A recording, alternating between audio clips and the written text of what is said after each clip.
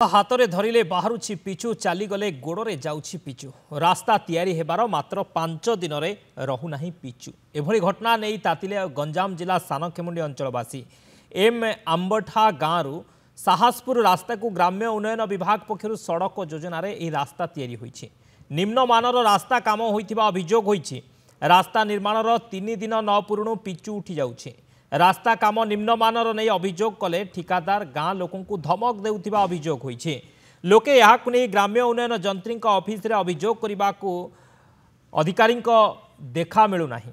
तेरे रास्ता पुणी थरे निर्माण करबाकू दाबी होइछि। गाँ पोखरी पंकमिशा माटी बाहर करी रास्ता रे पकाई देइथिबारु ई माटी बाहर करबाकू लोके दाबी करिसेंति। तेबे लोके अभियोग करिबारु रास्ता काम वर्तमान बंद रहिछि।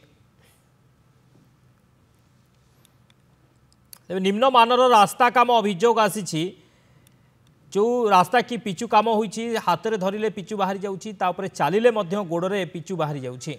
रास्ता तैयारी हेबार मात्र 5 दिन रे अवस्था।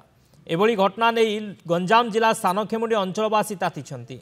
एम आंबठा गाँव साहसपुर रास्ता को ग्राम्य उन्नयन विभाग पक्षर सड़क योजन रास्ता तैयारी होइछि किंतु निम्नमानर काम होइछि। निम्नमानर रास्ता काम होइथिबारु अभियोग करिसेंती ग्रामवासी माने। रास्ता निर्माणर 3 दिन न पूर्ण पिचु उठी जाउछि।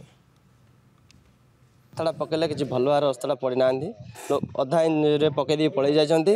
आमर जो एस्टिमेट आसीला पैसा पत्र तार भी से नामकरण जो बोर्ड लिखी से भी लिखी ना जाकि भी कहलु कंट्राक्टर भी कहलु यहाँ तुम लिखिन कि ना आमको धमकी दौर आम इच्छा आम करूँ कम आउ तुम जहाँ कौच कह बोली कही भी निजे आसी